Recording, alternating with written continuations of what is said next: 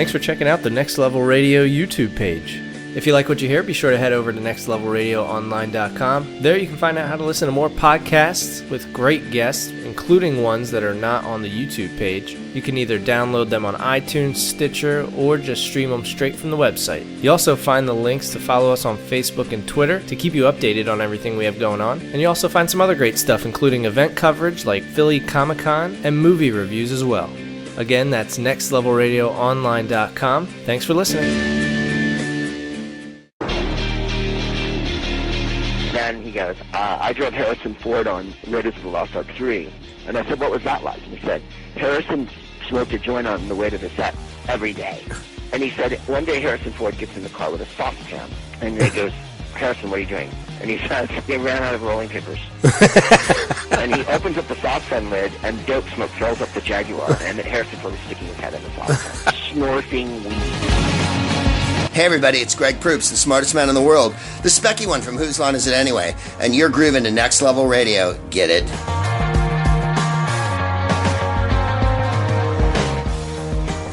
All right, Season 2, Episode 11 of the Showcast here on Next Level Radio. I am Ben Beck, joined as always by Adam Gorey and Steve Richards.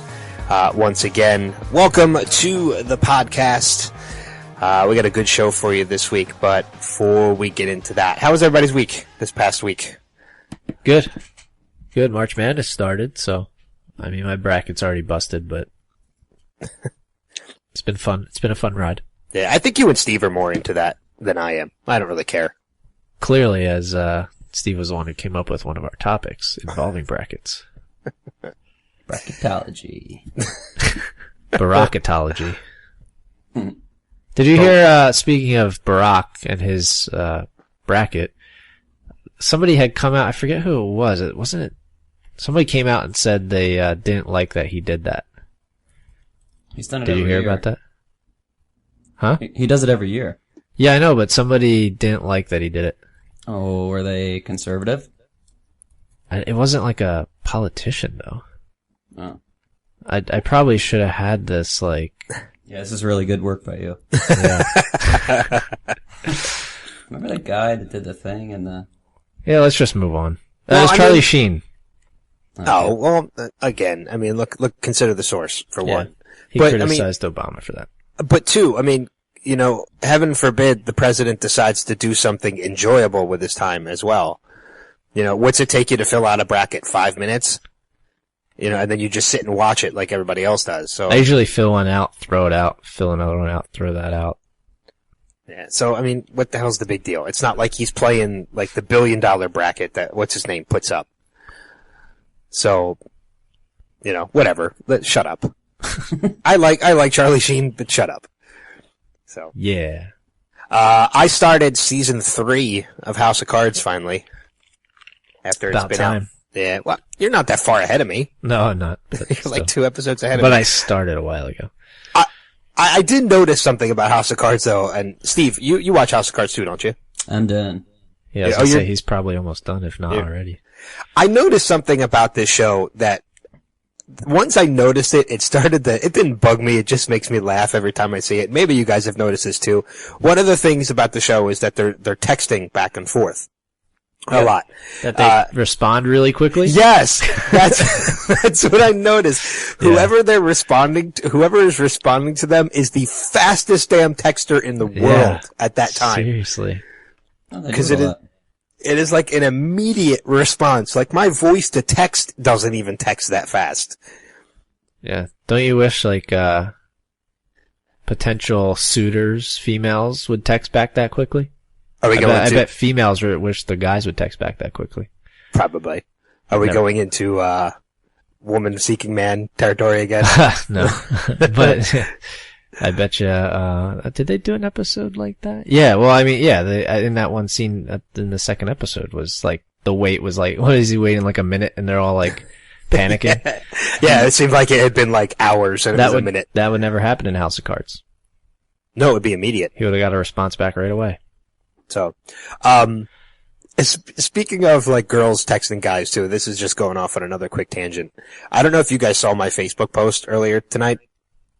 An ex No, of I'm not mine. friends with you on Facebook, so I don't know. I know. We're not friends at all outside of this podcast. But an ex decided to follow me on Twitter this morning. Does she listen to the podcast? I have no idea, but if she does, she's getting called out right now. So, Shout out. Yep. Sweet.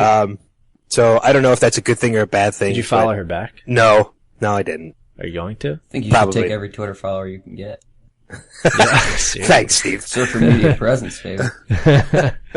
Thanks, Steve. Still one more follower than you had yesterday. Yeah, that's true. When you look at it that way. Yeah. So, it doesn't mean I have to follow her back. Is it a good ex or a bad ex? It's Not to get into your relationship life. no. You and I, we all three of us were at a mutual friend's wedding, which happened to be on my birthday. Correct. In 2013. This is the ex that decided to end things with me that day. Oh.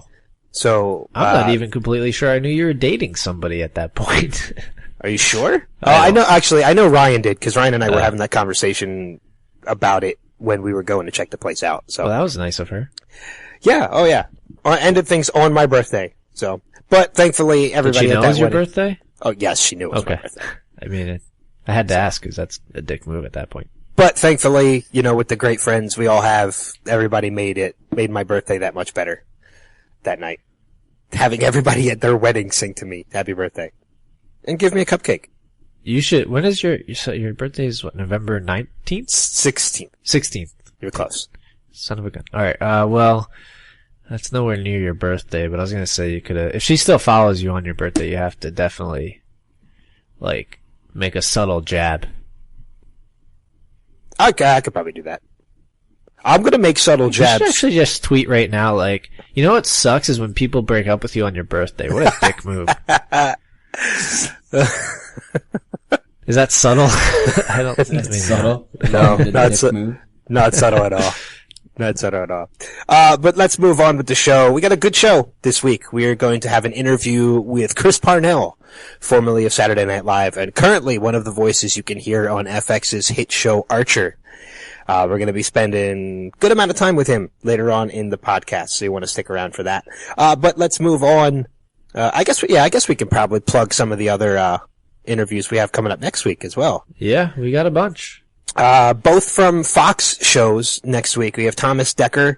We have a double interview next week. First off, Thomas Dekker from Fox's Backstrom, which is currently in its first season. And then after that, we have Nate Torrance, who is going to be in Weird Loners on Fox, which is actually going to be premiering next weekend. So Yep. we're going to have interviews with both of them. Thomas Dekker has been in a bunch of stuff. Nate Torrance, I recognize him most from the movie Get Smart. I recognize him most from She's Out of My League. That's true. I forgot he was in that too. Yeah. Which is, I think that's a very underrated movie. Agreed. I like that movie. I enjoy You it. have an Alice Eve fan, are you? Just a bit. You would be after that movie. Yeah. Well, wait a second, Steve. You can't even talk about Alice Eve and you haven't seen the second Star Trek movie. Oh, I like Alice Eve. I'm not I saying know, but anything she's bad about in the second Star Trek movie. it. Oh, good for her. She may Good to know also- her career's taken off. She may also not have her shirt on at one point. Works for me. Yeah. You know who else is in that movie? She's Out of My League. Jay Baruchel, Baruchel. Well, yeah. who is in Man Seeking Woman, who is also in Man Seeking Woman with Maya Erskine, who we spoke to last week. Boom, brought it around. Good job. Eric Andre also. And you want to hear those interviews? Just check out our website, www.nextlevelradioonline.com/interviews. Or if you already subscribe to us on iTunes, they're on there. I think episode 1 and episode 11. Well, this week, episode 10. Yeah. Yep. So, and hopefully we'll get to talk to Jay Baruchel sometime down the road too. Now that Man Seeking Woman's been renewed for a second season. So, but let's continue on with the podcast and let us hit the box office for the week.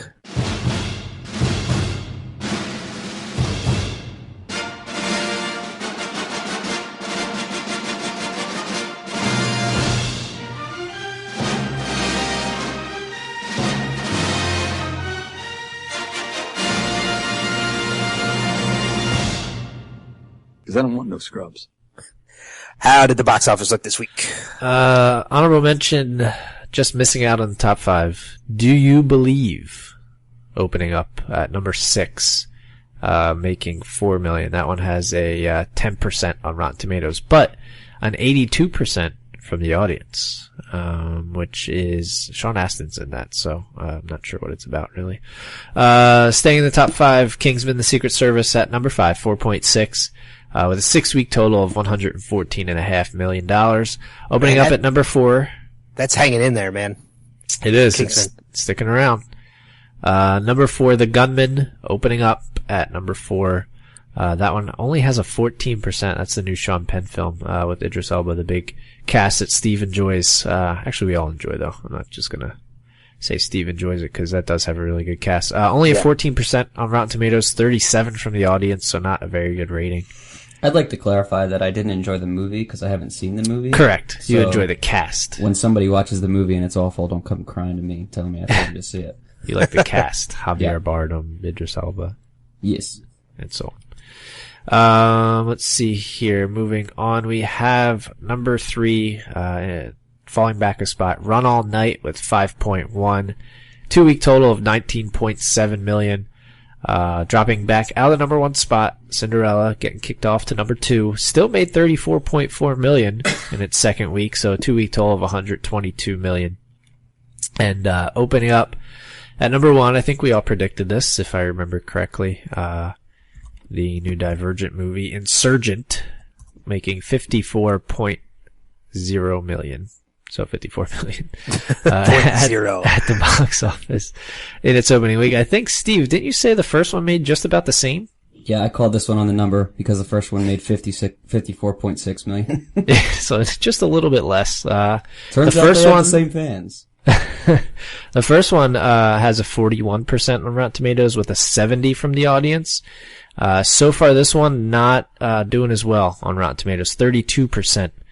From the critics, still a 70% from the audience though. So audience, again, same audience liked it. So, same critics, I guess, didn't, or even less didn't. So, that is your new number 1 movie, the Insurgent film from the Divergent series. I guess they're probably going to make a third one. I don't know what it would be called. Detergent. Yeah, I think so. I said that last week. Yeah, we made these jokes last week. Yeah. And the last few weeks. I know there's actually 4 books in it, so I think it's, So I don't know why they wouldn't just name them after the names of the books then. I'm sure they will, yeah. Allegiant, I think, is the third one. Yeah, that I don't know. It is. It's Allegiant. And then there's a 4th one called 4. I don't know, It's the 4th one. really not. 4 is a character, by the way. Yeah, it's the main, the guy. The main male character. Anyway, let's get off of that topic and move on to a new topic called, coming out this week at the box office. March 27th. Get Hard is the first one. Ben will be screening that in a couple of days. Oh, by the way, just to correct you, Divergent, is a trilogy, not a 4-part. Well, there's 4 books though. There's like a box set with 4 books. But it says for a Divergent collection. It's titled the Divergent Trilogy. So it is only 3 books. Okay. Well, I don't know what the 4th one is for. Probably just an addendum to the, to the I trilogy. guess. All right. Well, it's still Allegiant is the 3rd. Sorry. Now that Ben's done interrupting me just to correct me, Get Hard, the new Will Ferrell, Kevin Hart movie coming out, looks pretty good. I don't think it has any ratings quite yet on Rotten Tomatoes. Oh no, I lied. Right now it's only showing a 30%, so I'm sure that'll go up once it comes out a little bit. Still looking forward to checking it out, though. Yeah. I mean, you've never seen a comedy combination like Will Ferrell and Kevin Hart together, so it's either going to work or it's going to be absolutely horrible. So I'm hoping for the first. Yes. So that it's going to be good. So do I. Next up you have Home, the animated film with Jim Parsons, Rihanna, Steve Martin, Jennifer Lopez voicing. So it has a pretty good, cast. That has a 41% on Rotten Tomatoes right now. Next up, new Ben Stiller dramedy, with Naomi Watts and Amanda Seyfried, called While We're Young. Then you have a drama with Bradley Cooper and Jennifer Lawrence getting back together called Serena. Documentary The Salt of the Earth. Another drama called The Riot Club. And another drama called White God. And a mystery. There's a ton of movies, apparently coming out. Cupcakes is a comedy, musical comedy. And then finally, Man from Reno, a mystery thriller. So let's quickly see what we think could make the top 5. We got Get Hard, Home, While We're Young, Serena, and then the ones that probably don't have a chance: Salt of the Earth, Riot Club, White God, Man from Reno, and Cupcakes. We'll start with Steve. Does that is that fancy website that you're looking at say how many theaters these movies are being released in? It doesn't, because I know where you're thinking. You're thinking if Serena's nationwide, then that's making the top 5. Maybe, and I'm also thinking that While We're Young is only released in 2 cities. I think I heard that somewhere. Yeah, I wouldn't be surprised. Is that an independent film? I'm not 100% sure, but I think I heard that it's getting limited release. Regardless, the number to beat is 4.6. So Get Hard will make that in about 45 minutes. So they're in. And While We're Young got a limited release back in September. It's actually nationwide release the 27th. Oh, okay. So it's going everywhere. Well, I heard that was actually really good. So I'll go with a 3-fer because the numbers are so low, and third place was 5.1 this week. So Get Hard, Home, and While We're Young are all qualifiers for me. Ben? I would agree with that too, although I think if I had to say, it's a tough draw for me because Home, being a family movie, is going to be number 1 or number 2. Get Hard's getting a lot of promotion, so I think that could be number 1 or number 2 as well. It's tough for me to figure out or determine which one of the two will take the tops.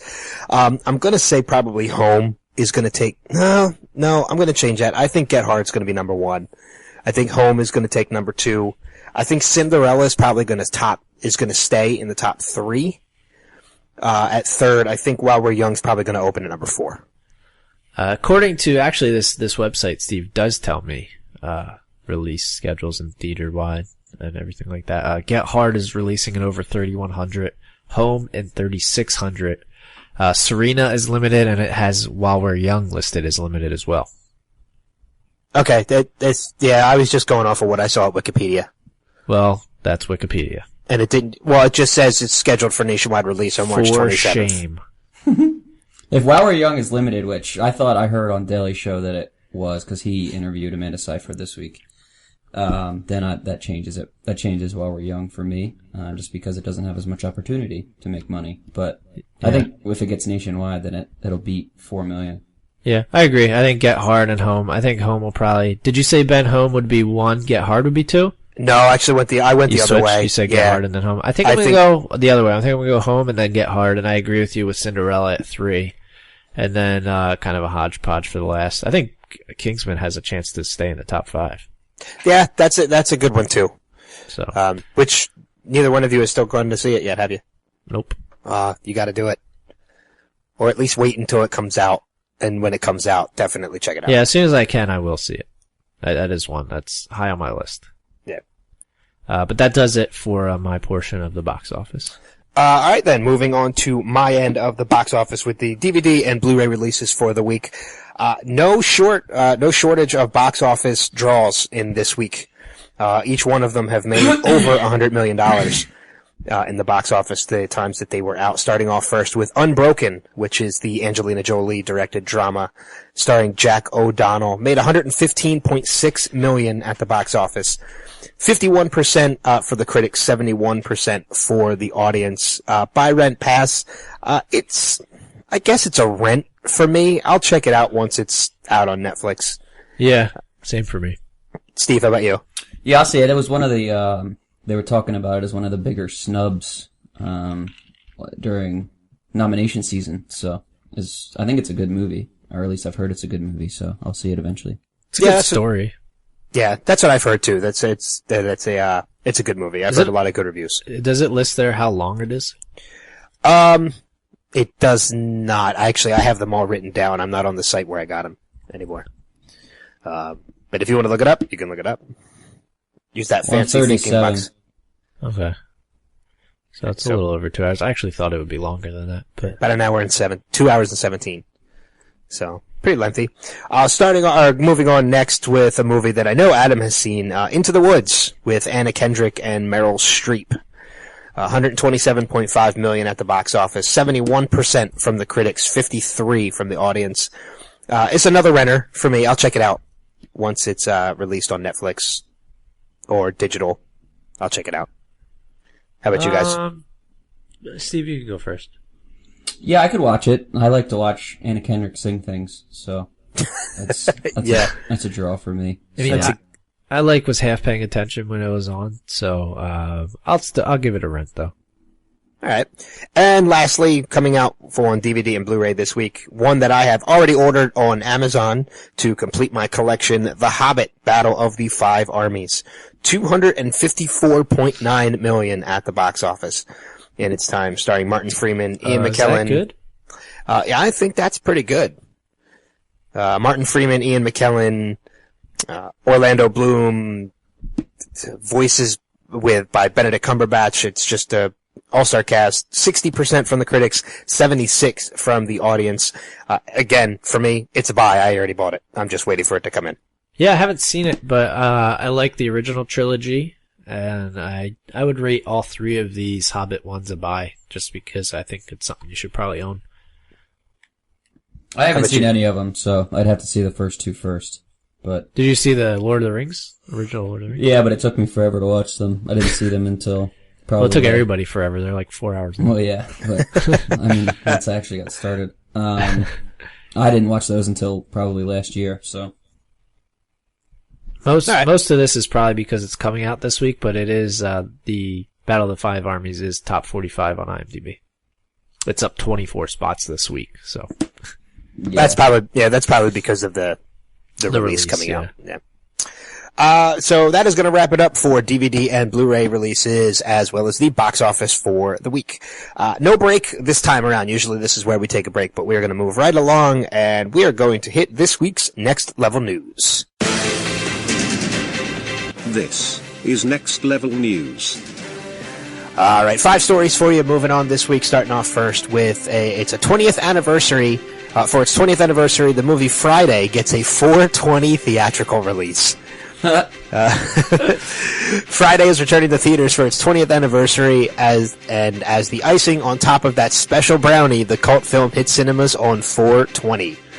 The Ice Cube Chris Tucker masterpiece, originally released in April of 1995, is back for just one night through Fathom Events. Fathom is showing the director's cut, which has never been seen in theaters before, and they'll also show Friday Straight Up, a special feature packed with interviews and stories from the cast. So that's going to be pretty cool.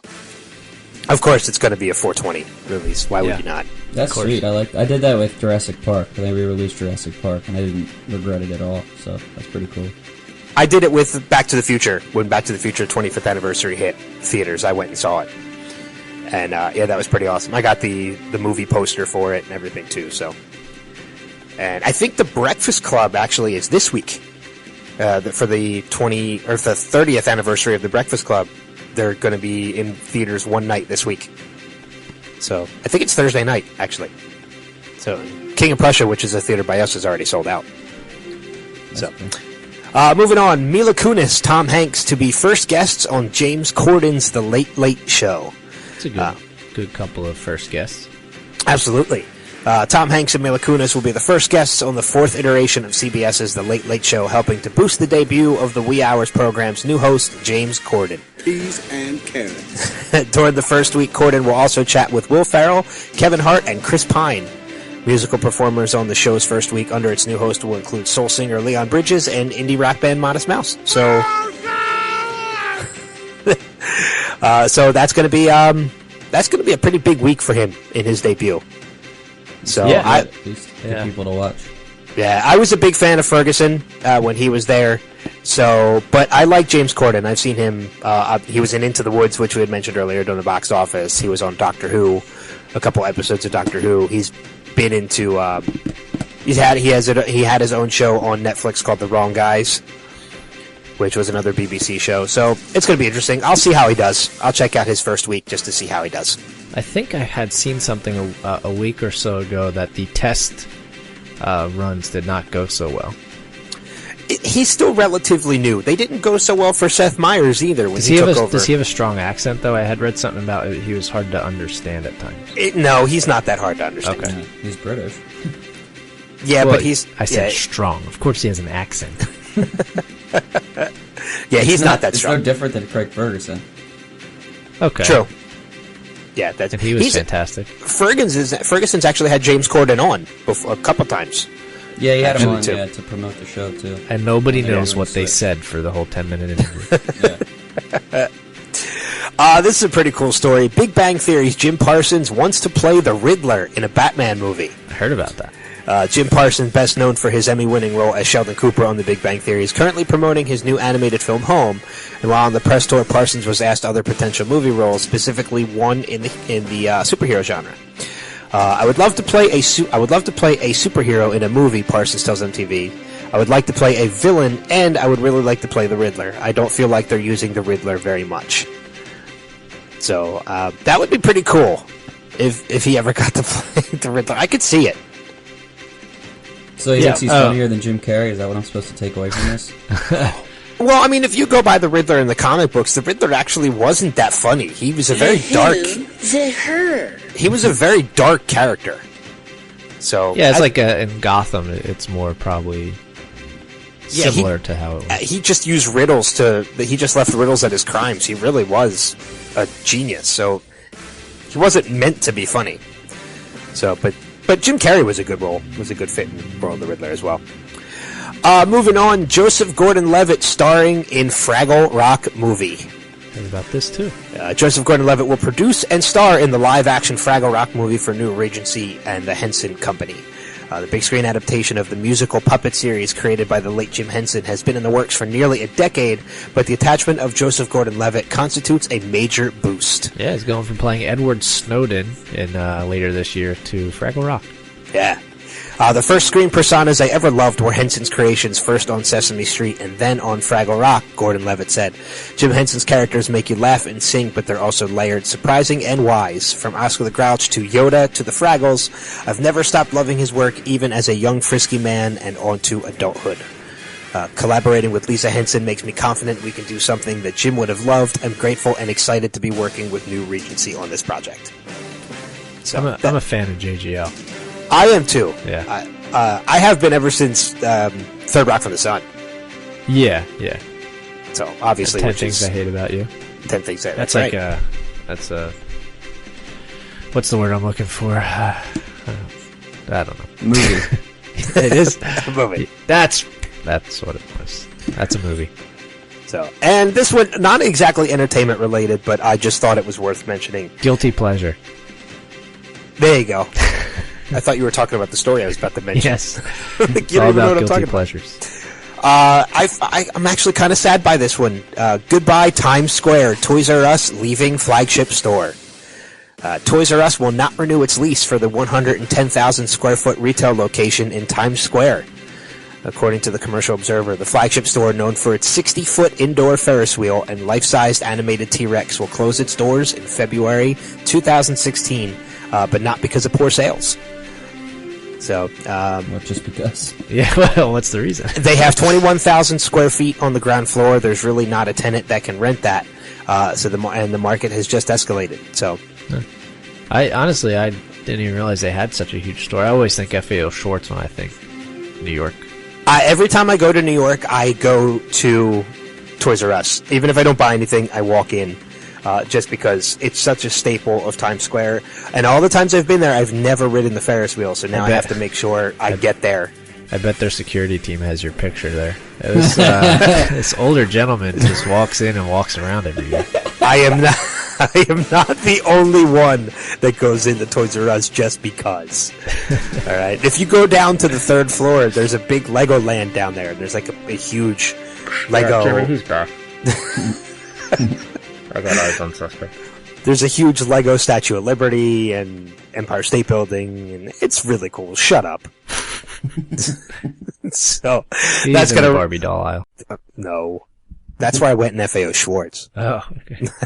Do they still have the big piano there at FAO Schwartz? FAO Schwartz isn't even there anymore. Really? Yeah, FAO Schwartz hasn't been there for years. Well, that's news to me. So, yeah, FAO Schwartz closed their store in New York City. I want to say, oh God, Are you looking it up? Yes, I am actually. Or maybe it is still there. Son of a bitch. Way to No, do your research. it is still there. I was told it was closed. I haven't been to Fifth Avenue. You and me, we're fucking done professionally. I haven't been to Fifth Avenue in years, so it's Google says it's closed, but it says closed now, so maybe they're just not open. They probably close early on Sundays. Yeah, because this, according to their site, which is FAO.com, they are still open, and it's still their flagship store in New York. There you go. See, damn, I'm going back up. That's that scene in Big where he plays on the giant piano, and it's still there. The giant piano is? Yeah, according to the website, it is still there. You can't get rid of that. That's it is called the Big Piano. That's very clever of them. Yeah, there you go.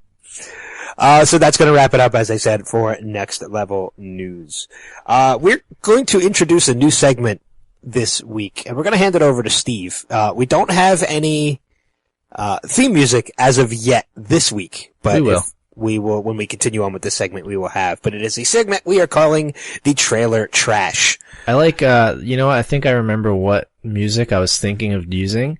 It's the, like, hick music. And that's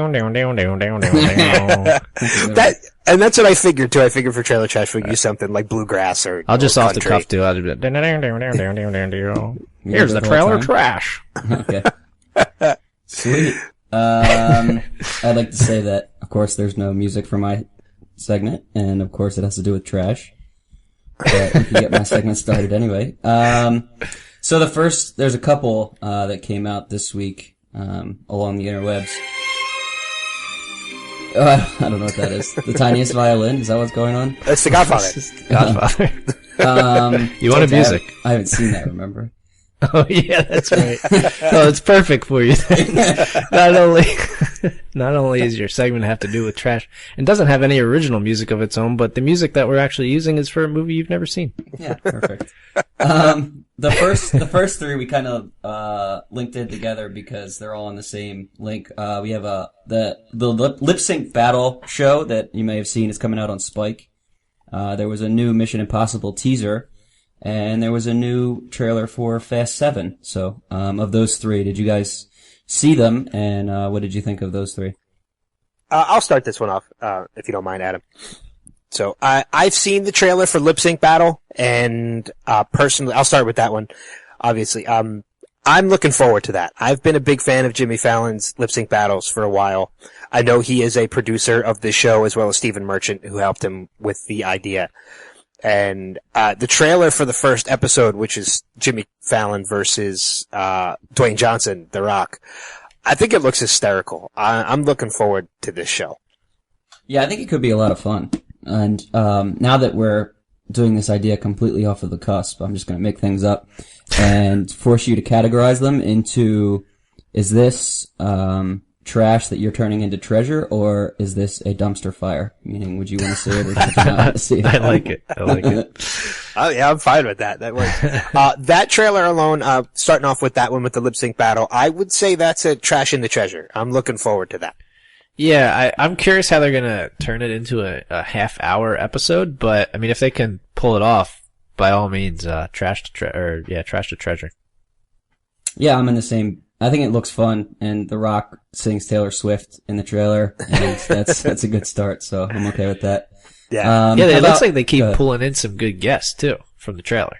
Yeah, I think everybody seems to really like Fallon as a person. So when he calls people up and says he wants to do something, people seem pretty eager to do it with him. I think. To do it, yeah. How about Mission Impossible, or it's kind of under the same category with Mission Impossible and the new Fast and the Furious, which will now be the 7th one. Yeah, well, I wrote it down wrong. It's called Furious 7. I wrote Fast 7. Yeah. I haven't seen past like the second Fast and Furious movie, so I should probably get caught up. But I'm not going to call it a dumpster fire though, because I mean, supposedly these movies have been getting better. So I'll say that's a trash and treasure. Then Mission Impossible, I have seen all of those, and I will continue to see them, even though the first one, in my opinion, is still the best one. They're still entertaining. And Simon Pegg's in it, and he's funny in it, and Tom Cruise isn't quite a lunatic anymore, I don't think. But he's still a good actor, so I'll give that one a trash to treasure as well. Yeah, I'd agree with that one, although the Furious 7 is just an additional trailer. There's already been a number of trailers released for that. I think this one is the first one to show them driving cars off a plane, correct? No, I think we've seen that before. Yeah, I saw that in a theater. I don't know if that was in a okay. TV trailer or a release trailer, but I saw that in a theater. Yeah. I have seen all the Fast and Furious movies. I actually own all the Fast and Furious movies. Unfortunately, Tokyo Drift fits in there, which is the third one. The first two are good. The third one, is a standalone. It didn't really have any of the original cast in it, and I don't really, well, that's not true. There's a couple cast members that have come back since Tokyo Drift that are in the current cast now. But ever since Tokyo Drift, they have gotten so much better and better on top of each other. The movies, like you said, just keep getting better and better. That is an absolute 100% trash to treasure for me. As far as Mission Impossible goes, the first one is great. The second one, not so much. The third one, which is the one with Philip Seymour Hoffman, I loved. Mission Impossible Ghost Protocol, which was the last one, I thought was fucking fantastic. And if this one continues along with that route, this is going to be another trash to treasure for me as well. So I'm looking forward to both of them. Cool. Well, that's good. Yeah, there's a long line of movies. There's been at least 5 of each of these movies. Yeah, I think this is the 5th Mission Impossible, right? Yeah. Yes. So. And I assume if this one does well, I assume they'll keep going. Like, yeah, it's kind of become so. like a Bond thing in a way. Cruise isn't doing much else, I guess. Yeah. So. Well, he's not doing Scientology anymore either, so. Yeah, right. Exactly. Well, what do you give them, Steve? Did you rate them? I haven't seen a lot of either one of these, but you guys have kind of talked me into it. And as I'm talking through this, I realize that calling something a dumpster fire, there really is no middle ground where I'm calling it a treasure or a dumpster fire. So this is all a work in progress. But I'm not sure I'm going to see either one of these movies in theater. So I'll just go ahead and say dumpster fire because I won't see them in theater, but they definitely have the potential. And, it's just because I haven't seen the previous ones really. The next one is, a movie called Pixels, which came out, and it's got a pretty good cast. It's got Adam Sandler, Jane Krakowski, and Peter Dinklage, which is fun. Among other people, Sean Bean's in it, Josh Gad's in it, Kevin James is in it. So, it's kind of a movie, if you didn't watch the trailer. Aliens misinterpret video feeds of classic arcade games, as a declaration of war, and they attack Earth in the form of video games. So it's a lot of like Pac-Man and Donkey Kong attacking and killing people, it's a pretty funny premise in itself. So, did you guys see it or what did you think of it? I have. I saw it, and I think it's a funny premise. And I think the movie is probably going to have a lot of funny moments to it, especially with people like Adam Sandler, Kevin James, Peter Dinklage is in it, so it automatically gets a view from me. I'll check it out just because Dinklage is in it. I don't know, because Adam Sandler's movies have been very, very, very hit or miss, and most of them lately have been misses. I think ever since Click, he really hasn't done one that has scored very high on the ratings. And I don't even think Click did that well either. However, I'm gonna give the benefit of the doubt for this one. I do think it's a very clever idea. I think, because of the nostalgia aspect of it, with a lot of the 80s video games, as you mentioned, Pac-Man, Donkey Kong. I saw Space Invaders in there, Pong. I think Centipede's in it. Yes, I think Centipede's in there as well. I think purely for nostalgia reasons, I think that's going to be a big selling point. I think the movie's probably going to be a pretty big draw, and I'd give it a trash to treasure. I also saw the trailer. I agree. It is a cool premise. It is directed by the founder of our country, Chris Columbus, so it's got to be pretty good. But I mean, it does have the potential for a pretty good dumpster fire, like Ben said. I mean, Sandler's films haven't been spot on lately. But I will also give it the benefit of the doubt and give it a trash to treasure. Yeah, I like the premise a lot, and I just think that it could be a fun movie. And if you go in without too high of expectations, you're expecting to see a great movie, but that's a treasure for me too. I'd be excited to see it. Yeah, cool. The next one is, we've seen a bunch of Age of Ultron stuff at this point, but it was a new TV spot. So I guess just real quick, And with the new one, if you saw it, did it add any more intrigue, or I guess the intrigue might have already been pretty high, but yeah, it just got me more excited for it to come out. I mean, we're under 2 months away till it comes out, so. Yeah. How about you, Ben? I feel the same exact way. I am already stoked to go and see this movie, and I think it just added to the excitement. They could show me a trailer that's literally just Ultron sitting on a toilet, and I'll still probably just be just as excited to go see this movie. Yeah, I think you might be right. If that's a sweep, we're all pretty much rearing ready to go for this movie anyway. So. Yeah.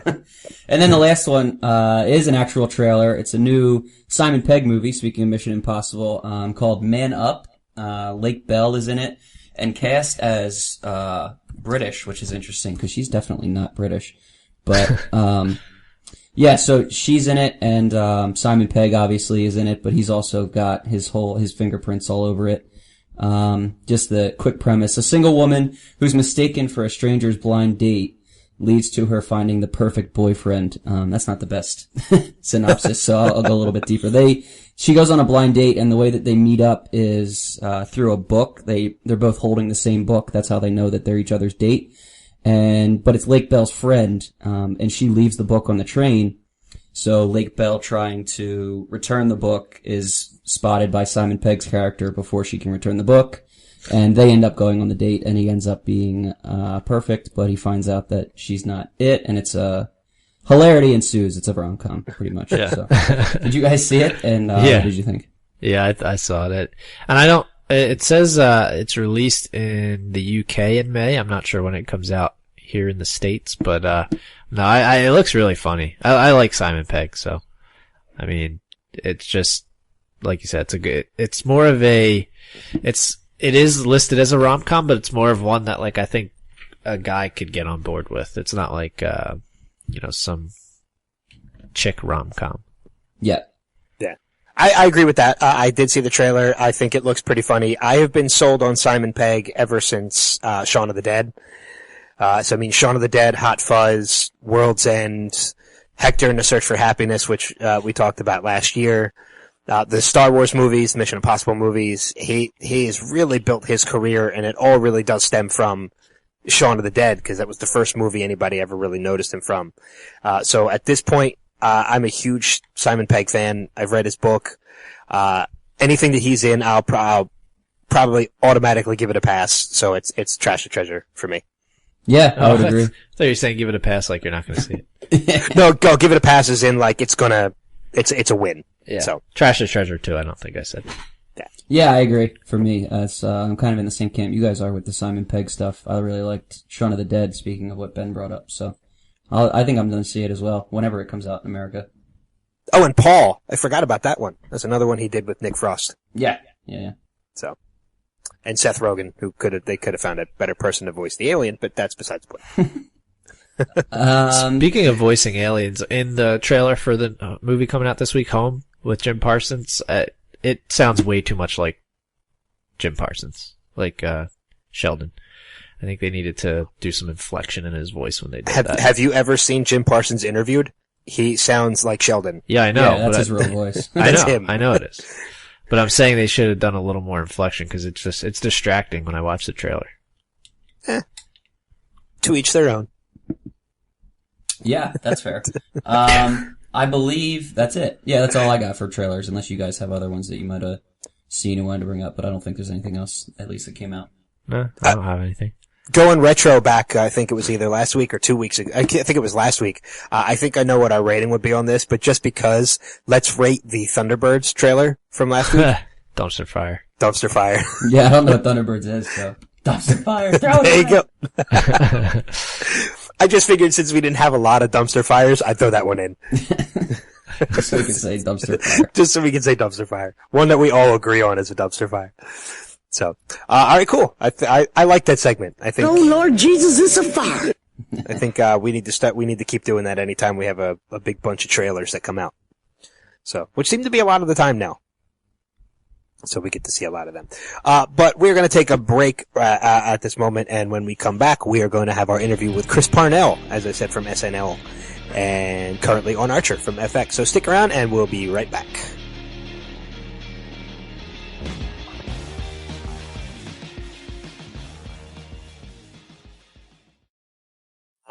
it's Maya Erskine. Please tune in to FXX Man Seeking Woman on Wednesdays at 10:30 p.m. You're listening to Next Level Radio.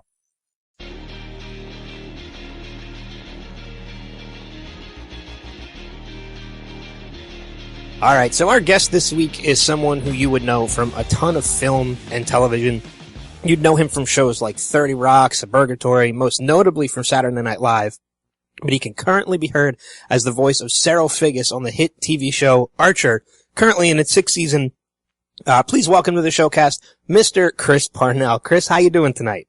I am doing well. How are you guys doing? Doing really good. We're really excited to talk to you. I know we've been anticipating this ever since we found out that we were getting you on the podcast. Well, that's awfully nice. Thank you. So yeah, I know we were talking to you off air a little bit. You're out in LA right now? I am in LA, yeah. How's the weather out there right now?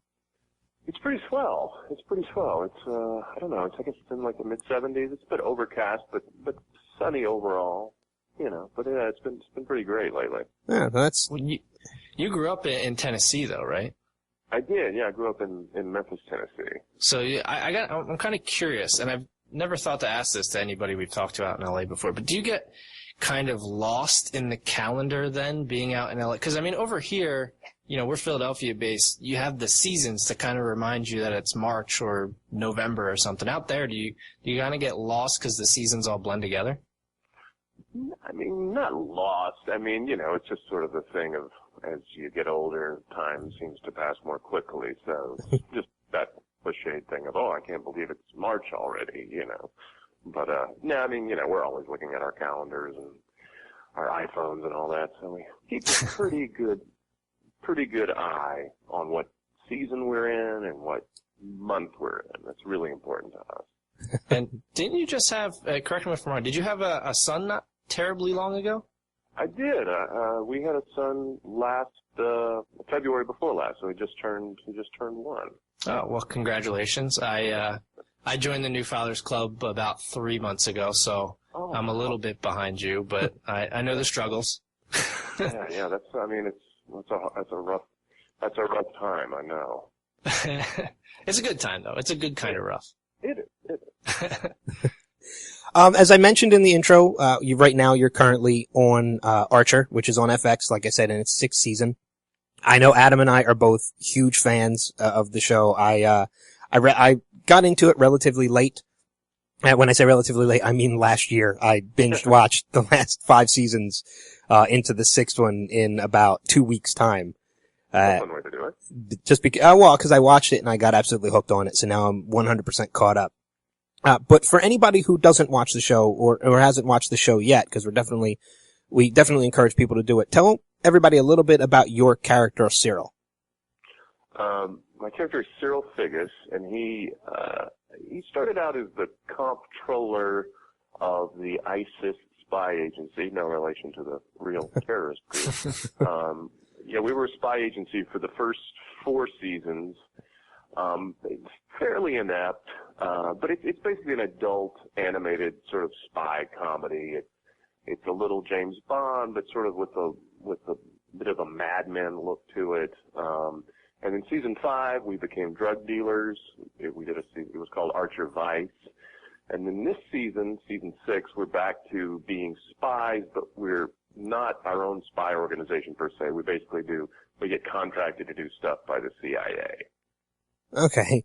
And my character has been an agent. He's been a financial guy. And the Archer Vice season, I was kind of the lawyer of the group because I am a lawyer as well. But yeah, he can do different things. And a sex addict. I guess, yeah. On some level, certainly a masturbation addict. I know earlier this year we actually had a chance to speak with both Lucky Yates and Amber Nash, who are fellow cast members with you on Archer. They record out here on the East Coast down in Georgia, and I'm assuming you would record out there in LA, correct? I do, yeah, most of the time. I mean, I recorded once in New York while I was there, and I recorded in Memphis a couple of times when I was home seeing my family. Well, I guess generally in LA. Yeah, I guess that's the ease of voiceover work, is that you can generally do it anywhere there's a studio. it's pretty awesome. And truth be told, if you have the right equipment, you can really do it anywhere there's a decent phone line, or I guess the main thing is that you have decent bandwidth, like a good internet connection. You can do like, broadcast quality recordings and things. I haven't done that, but if you have the right setup, yeah, you can do it kind of anywhere. Yeah. So I guess it's a safe bet to say that you enjoy voiceover work? Hate it. No, I love it. It's pretty awesome. I mean, it's what my dad does for a living. My dad was a disc jockey in Memphis, and then went into having his own recording studio and producing and recording voiceovers and things like that. And that's still what he does. He's still a voiceover guy in Memphis. Okay. So I kind of followed in his footsteps that way. Because you've done some other voiceover work too. I think you did Rick and Morty as well. Yeah, we've recorded 2 seasons. I'm not entirely sure when season 2 is going to start airing, but I'm anxious to see what those look like. And then hopefully soon we'll start recording season 3. But yeah, I feel pretty lucky to do Archer and Rick and Morty because they're both really awesome shows, really well written, Do you do the voice for Progressive too? Is that you in the commercials? I do. Okay. I was like, that sounds exactly like it, but I can't tell. Yeah, the Progressive box. The box, yeah. Well, you mentioned season 5 with Vice, and it was completely different, as we've mentioned on past podcasts from other seasons of Archer. Being that you were briefly the president of San Marcos, was that safe to say that was your favorite season then? No, I can't say it was my favorite season. I mean, that was fun to do that for a moment. But I don't know. I gotta say, I like it now that we're back kind of into the spy world. Although Adam just told Aisha and me the other night at dinner, he and Matt Thompson were in town, gave us some spoilers about season 7, which I can't pass along, but it's going to be another shift of sort of our modus operandi. Antarctica. I'm just thinking it's the complete opposite of San Marcos. No comment. I read something online, and I'm curious about this because you can't always trust everything that you read online. Were you a teacher before you started performing? Well, I mean, yes, I taught high school for a year. I had gone off to drama school, to North Carolina School of the Arts, and I'd done a year of theater down at the Alley Theater in Houston, which is a pretty big regional theater down there. And I was in their, like their apprentice company. And after that, I guess I wasn't quite ready to make the big jump to New York or LA or whatever. And I was a little lost and disenchanted with the theater world. And, so yeah, my former high school drama teacher and mentor and still a good friend of mine, Frank Bluestein, he said, you want to come back and try teaching for a year? I was like, sure. So I went back and taught like introduction to acting, introduction to film and video, these classes that I'd taken myself, while I was at Germantown High School, Germantown's a suburb of Memphis. So yeah, I did it for a year, but I was not really cut out for it. Was it like your character in 21 Jump Street? I hope not. He was a lot more comfortable with what he was doing than I was. Yeah, I didn't, I was okay, but I was like 25. I was like so young and not ready to be an authority figure. And once the bell rang and I was doing like theater stuff with the kids in the theater department, we also had this amazing television studio. So when I was working with those kids, like after hours, that was great because they were like what I did when I was there, and they were all really devoted to it. But the regular teaching I found pretty tough.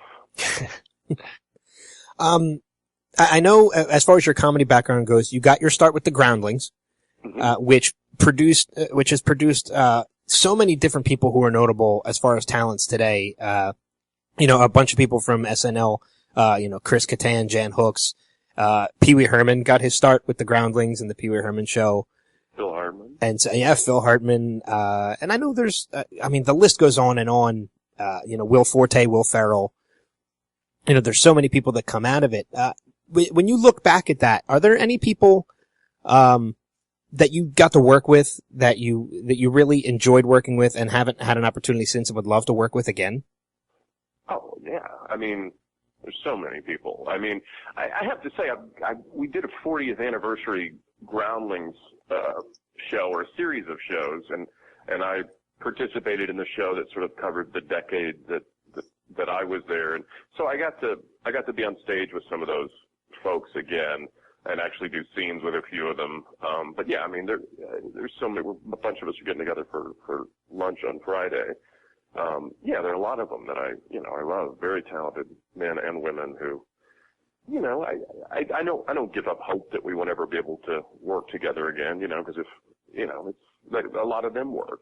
So. Yeah. Was there anybody that was just your absolute favorite to work with while you were with the Groundlings? Gosh, it'd be hard to pick out one. I mean, it's kind of like picking a favorite child. Yeah, I mean, I loved working with Anna when she was there, and then happily got to work with her again on SNL and in Suburgatory. But the guy Brian Palermo, Mike LaPrete, Roy Jenkins, a lot of really talented people that I had fun with. Jim Wise, Scott Wainio. I didn't realize either, and I'm assuming it's probably before your time with the Groundlings too, but Pat Morita was a Groundling? Yeah, way before my time, definitely, but yeah, apparently. Yeah, that just blows my mind, because I can't see him. I mean, I guess I've seen some of the roles he's done, like Happy Days and things like that. So I guess he's got the comedic background, but I don't know, it's just weird for me to think of him in a position like that. I know, it's strange. Well, one of the cool things, another Groundling alumna, was Julia Sweeney, and I actually got to sit next to her at the SNL 40th, and I think we had met in passing before, but that was the first time we'd kind of gotten to chat, so that was pretty cool. She's an awesome, wildly talented lady. Well, we had, throughout this interview, obviously already, we've mentioned your stint on SNL, about 8 years. My biggest question to you about SNL has to be, where the hell did you learn to rap, man? Because both Lazy Sunday 1 and 2 are probably two of the most popular digital shorts that SNL's ever put out. Yeah, no, I mean, I felt pretty darn lucky to get to be a part of that with those guys. I mean, I don't know. It's just something. I mean, I guess I did some rap sort of improv things at the Groundlings, but, the truth is, I have to confess, I'm not like a huge rap fan, I mean, I certainly enjoy some rap. I like the Beastie Boys a lot, and, but I think as long as you have some sense of rhythm and musicality, and if you can articulate words well, if you can speak well, I don't know. It just sort of came naturally, I guess. But it's for comedy. It's like I'm a good enough singer for comedy, but I'm not gonna, I don't plan to go on Broadway or go on tour performing with my vocal abilities, Yeah, I mean, and another one of the more popular digital shorts with rap in it. You didn't rap yourself in it, but the Natalie Portman rap one was fantastic, where you're basically interviewing her. She was just going off a tangent. That was another one I felt lucky to be in. And I mean, go ahead, Ben. I was going to say, I think Lazy Sunday too was pretty groundbreaking for SNL, because wasn't that the first digital short that they had aired? I think technically, they had done one. The guys had done one with Will Forte. Eating lettuce on the stoop of, it may have been Andy's apartment at the time in the Village. I think that was the first one. And I don't know if Lazy Sunday was the second, or third, but it was the one that, kind of blew up, as they say, I guess. Yeah, put digital shorts on the map, essentially. Yeah. And I mean, I think you're on SNL for 98 to 06 roughly, which is, the prime years of my teenage childhood, as it were. Yeah. I mean, you obviously were on SNL for basically my favorite and arguably one of the most successful casts that there have been on the show. I mean, obviously coming from a long line of successful cast members, but anyone on SNL clearly is talented just to be on it. But do you guys? Did you know back then just how talented and big the names would be that would come out of that cast? Well, I mean, I was in the Groundlings, doing shows when Catan and Sherry O'Terry and Will Ferrell and then On a Gas Tire got on. And so, we saw, oh wow, and we knew people in the past had gotten onto SNL, but it had been a while, it was kind of a break. So, in time. And so seeing them get on, it was like, wow, okay, this is pretty cool. And, we knew this could be a possibility for us. I didn't actually think it was going to happen. Happily it did. And then, so shortly after I got on, Will and Catan had, the Roxbury movie, and then Molly had Superstar, and, it was pretty clear that they were amazingly talented, and so it wasn't that big of a surprise. One big surprise to me was I was roommates for summer with Kristen Wiig, just completely platonically, and she was just like taking classes at the Groundlings at the time, but we got along great. She was really funny and all that, but I had no idea how incredibly talented she was until she got on SNL. So that was like, wow. You had mentioned a little bit earlier on too that how you were sitting in the audience for the 40th anniversary episode that aired not too long ago. And one of the things, I've been a big fan of Saturday Night Live for a very, very long time. I've even watching through all the years that you were on it, including previous years. I'm a little bit older than Adam, so, but and not to show my age. But one of the things I loved, about the 40th anniversary show was they did this segment where they showed the audition tapes of some of the cast members. Yeah. And some of the cast, and some of the people who auditioned who didn't even make it, who surprisingly, are still made a career for themselves, like Kevin Hart and Jim Carrey and such. Right. I'm curious, what was your audition like when you auditioned for Saturday Night Live? I did, you're supposed to do 3 characters and 3 impressions, and I didn't really have any impressions except Tom Brokaw that I had just sort of by chance realized that, our voice was kind of in a similar range, and I could kind of do that without too much effort. And then I did this MTV VJ at the time, this guy Jesse Camp. It was not a good impression. As further evidenced by the fact that Jimmy ended up playing him in a couple of sketches later on that first season. But I did that, and then I did some pieces that I'd done at the Groundlings. Basically, I'd taken monologues that I'd done at the Groundlings and then just cut them down. I did this sort of perverse preacher character, this lounge singer. I did this kid who not a kid, like a young man who was auditioning for the Royal Academy of Dramatic Art, and he had written his own scene based on the Babar children's book series where he was playing Zafir, the monkey, and it was sort of a very Shakespearean scene where he gets killed by Babar. And then I did a dance piece a dance to the theme from Mortal Kombat. I'd like to see tape of that. It's entertaining. But, the great thing about that SNL audition was you do it on home base, and, Lauren and the, other people are kind of out there in the house watching, but you can't really see them, and you're just playing it all into this camera. And I found it really helpful, an easier kind of audition, because you're kind of just doing like a little one-man show. You got a few minutes up there to show them what you got. And as opposed to like some sitcom auditions and things that I had done at the time where, you go into an office and you're sitting like 3 feet away from the person you're reading for. And it just, just being on stage, having, had a bit of a theater background, that felt good. And happily it went well and I didn't screw it up. So. Yeah. Was one of my favorite characters that you did, I'm curious if it was a Groundling character or if it was something that you developed on SNL. Was Merv the Perv an SNL character? Yeah, he was an SNL character, and the name came from Will Ferrell because I guess I broke into some creepy version of that guy at a Christmas party and was going around to people doing that, and Will was like, "Hey, it's Merv the Perv." And I was like, "Oh, I should maybe do this as a thing on SNL." I know you're. Oh, go ahead, Adam. No, I was just going to say, going back to the 40th anniversary quick, you made it into, speaking of digital shorts, you made it into That's When You Break short, right? Were you supposed to be like God, I guess? Oh, I mean, if I was God, they didn't tell me, but no, I was really happy to get to, even I was happy that I was in a few clips that they showed, but also I was happy to be able to contribute something new to that live show, even though it was a pre-tape piece. But yeah, that was awesome. I was very happy.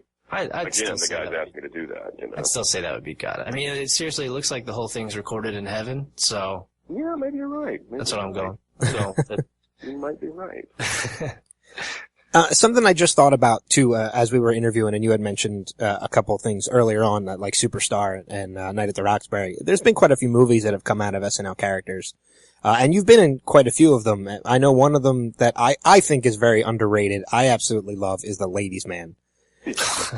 That is probably one of my favorite Saturday Night Live movies. Such a good movie. Yeah, it's such a good movie. Yeah, and that's such an awesome character. I mean, yeah, I mean, it was one of the first things I sort of did, and I had a lot more freedom. Tim was giving me a lot more freedom to improvise and do stuff, but I kind of came a little unprepared, and it didn't make as much of that as I could have. But yeah, I was just bummed for him and the guys that wrote it that it didn't, make more of a splash. But no, I love that movie. Yeah. It's such a quotable movie too, with all the lines in that movie. Oh yeah. Are there any other characters that, throughout your run on SNL or even now, I don't know if you still watch it. I'm sure you're busy with Archer and such, so I don't know if you still get a chance to check out the current cast, but, any characters that you worked with or that you saw done when you were a current cast member or since then that you feel might have merited their own movie that never happened? That's a good question. Yeah, I mean, there probably are. I mean, but it's a tough thing unless you have the idea to really, unless you have the good idea to expand that sketch into a whole, hour and a half long movie.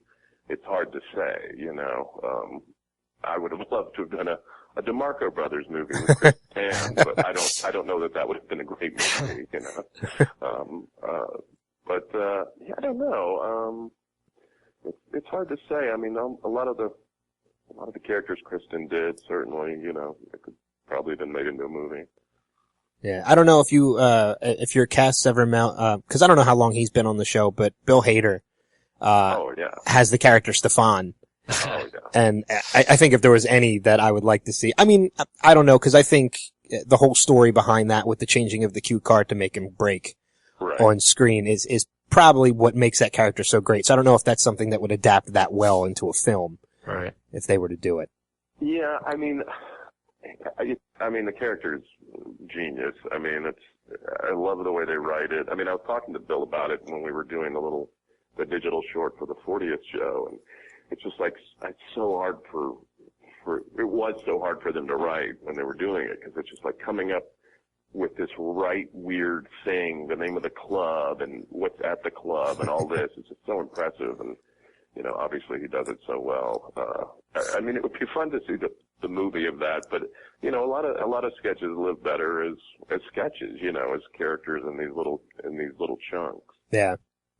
As I mentioned, the Groundlings and such like that. You're primarily known for comedic acting and your sketch work and things like that. But have you ever tried stand-up before?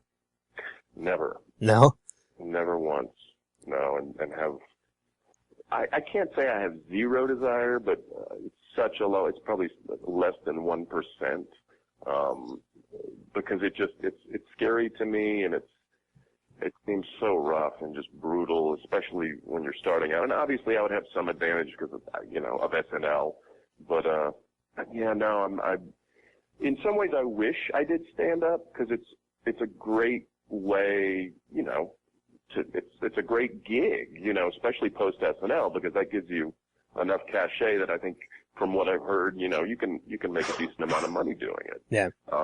But yeah, it's just, it's very scary to me. I'm on your boat. Yeah. But I mean, we've mentioned all your past works, especially with other SNL cast members throughout the years. Other ones, Brooklyn Nine-Nine, 30 Rock, both Anchormans. Are you working on any right now with any SNL cast members right now on some upcoming projects, whether it be announced yet or not? Yeah, I did about a week on this Adam Sandler movie called Ridiculous Six, which is a comedy western that they're still shooting out in Santa Fe, and I play a rather nasty bank manager. But it was really fun. I'd never done a western before, and so to get up in that garb, and we shot in this little fake town where they shoot a lot of westerns and things out in the desert, and it was pretty cool. And Adam, who I had never worked with before, except on the video, sort of, right, for the 40th, he's so nice, and he's so encouraging and supportive.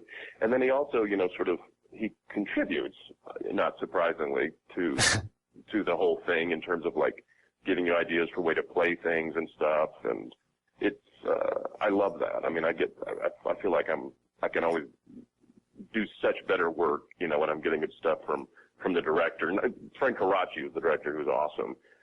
But then Adam also was feeding me stuff too, which I loved. But yeah, that's Adam made this deal with Netflix, I think, for his next 4 movies are going to go straight to Netflix.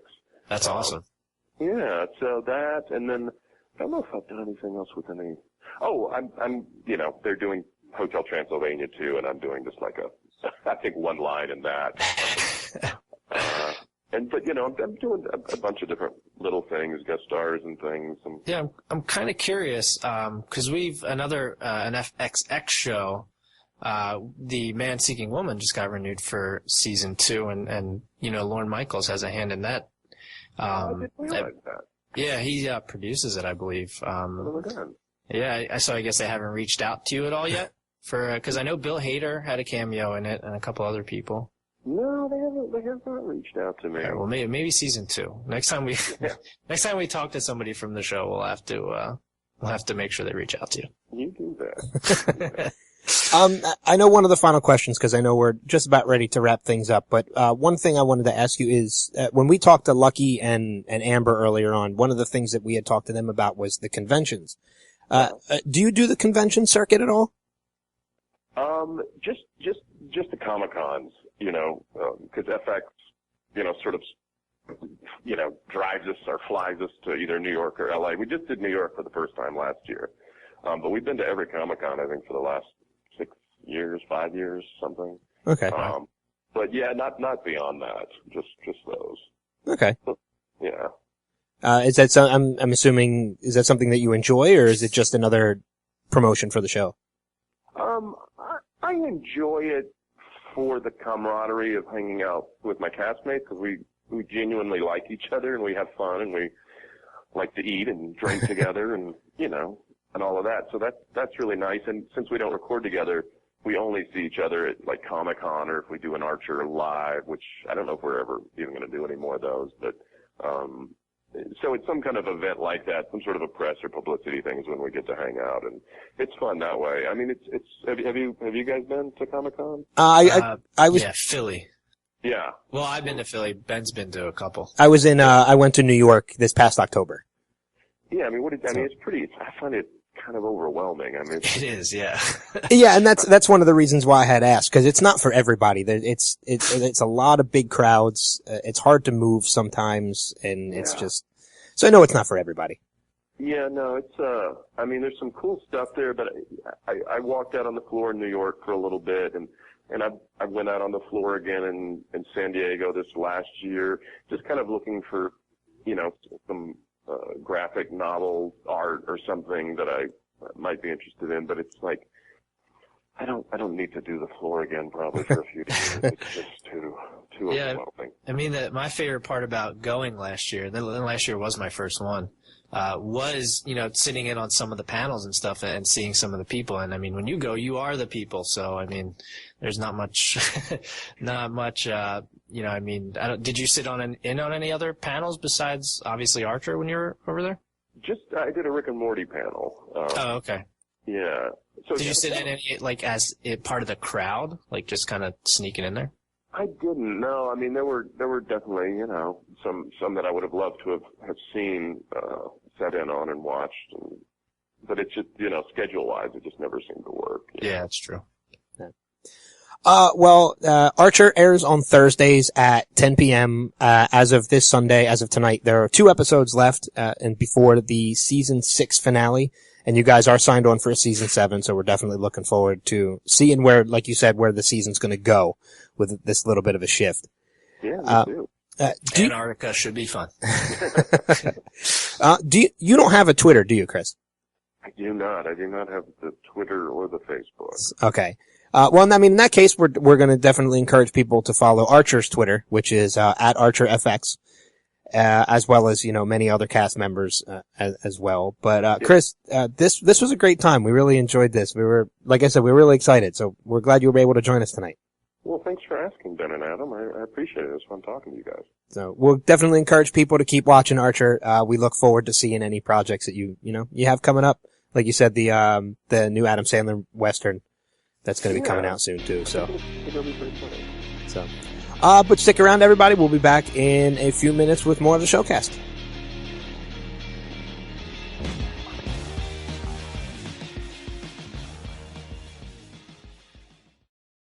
Hi, this is Claire Coffey from NBC's Grimm, and you're listening to Next Level Radio.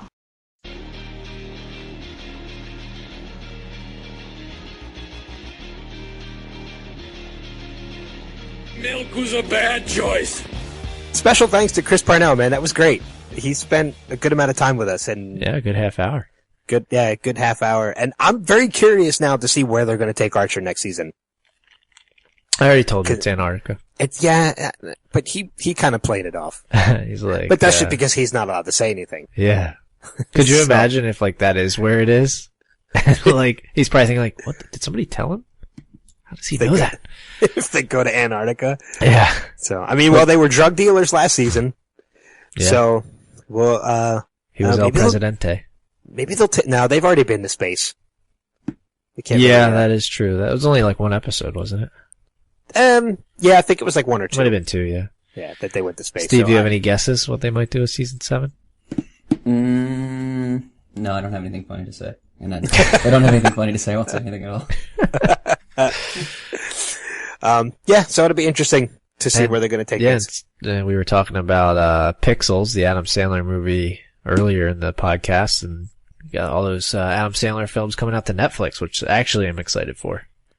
Yeah, after hearing him talking about that Western, I'm looking forward to seeing that now. Well, yeah, I mean, off air, we were kind of talking about everybody that's in that. And it's quite a lot of people. Yeah. Yeah. Oh my God. Yeah. People like, Blake Shelton. Yeah. It's a bunch of random people too. It's called the Ridiculous Six. Well, and the regular Adam Sandler crowd. Yeah. David Spade, Will Rob Forte, Schneider. Steve Buscemi, Terry Crews, Danny Trejo, Nick Nolte. Yeah. Luke Wilson, Taylor Lautner. So yeah, with a cast like that, I would say it's got to be good, but it is Adam Sandler, so we'll know. But it is March Madness, and everybody is doing their thing now, from the NBA or from the NCAA to music, narrowing down everything. But I know Steve has one of his own that we're going to give a shot and see if we can figure out a winner for this. Yeah, it's a TV bracket. And it's actually CBS Houston came up with the brackets, so kind of a shout out to them so that we didn't have to do the work and come up with the shows. Thanks for doing the work for us. Yeah, it's easy that way. There's 32 instead of 64 or 68, but there's only 32 shows, and they did 4 brackets of 8, which is, they categorize them as classic, drama, premium, which is obviously HBO, Netflix, and such, and comedy. So you go through, people know how brackets work, so you just run through all the brackets, and then those, eventually they're playing each other. So, this classic is at the top, and I figured that we would just run through, and since we have 3 people, we have an odd number, so we can vote as long as nobody sells out and pushes on anything. We can vote every I'm looking show at you, through. Ben. What? I don't know what you're talking about. And see you strike me as a pusher. And we can see what this show, unofficially thinks is the best show of all time, according to the shows that made the cut of this bracket, at least. So in the classic region, we start, The 1 seed is Seinfeld, which is certainly a classic, and the 8 seed is All in the Family. So I believe we'll just go Adam, Ben, and then I'll vote last. So Seinfeld.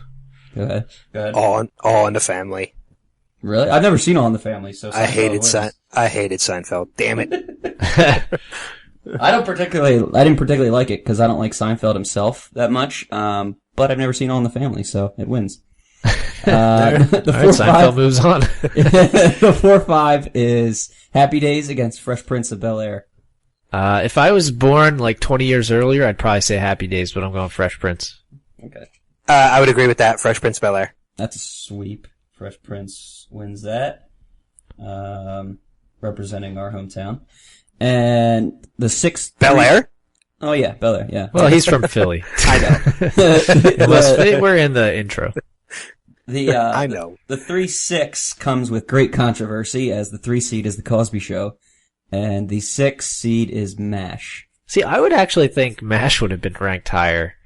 But, and this, I'm not sure if either of you agree with me. I'm going to go Cosby Show, though. I think that should count as an upset, but apparently it's not. So apparently Cosby's favored, so I'm going Cosby Show anyway. I am putting controversy aside, and I am also saying Cosby Show. Wow. I have seen both, and I think Cosby Show was funnier. Wow. Yeah, I love Cosby Show, so as putting, like you said, we're putting controversy aside and picking Cosby Show in that one. That's another sweep. I just want to put out that this Houston place had MASH all the way into like the Final Four. So yeah, and it's out in the first round with us. Yeah, sure did. And that's because nobody wanted to vote for the Cosby Show. That probably could have been a good reason as to why Cosby didn't make it further. And then the 2-7 is Cheers as the 2 seed going up against Married with Children, who is a regular Michigan State, if you're keeping up with the tournament as a 7 seed. I like, the character Al Bundy and the guy who played, what's the guy who actually plays him? I forget his name all the time. Ed O'Neill. Ed O'Neill. I love Ed O'Neill, especially in, Modern Family, but I'm gonna go Cheers because I hated Married with Children. Oh, see, really? Because I absolutely loved Married with Children, but I was a big fan of Cheers too. So, I'm going to put the decision into. I could go either way on this one with a coin flip, so I'm going to leave it up to Steve. I'm going to say Cheers. Bundy moves on, baby. See, like I said, I'm fine with either way. So I like Married with Children too. Wait, so you picked Married with Children, Ben? Yeah. No, I picked Cheers. Steve picked it. No, I picked Cheers. Yeah, you did. Pick Cheers. You said you wanted to leave it in Steve's well then hand. I was gonna pick Married with Children. Okay. Whatever you didn't pick. Yeah. Okay. So whatever you picked, I was. So Married with Children moves on. Well, Married with Children moves on. Do you guys want to do the entire bracket, like an entire classic bracket, or do you want to move down to Let's go down to dramas. All right, first round of the drama region.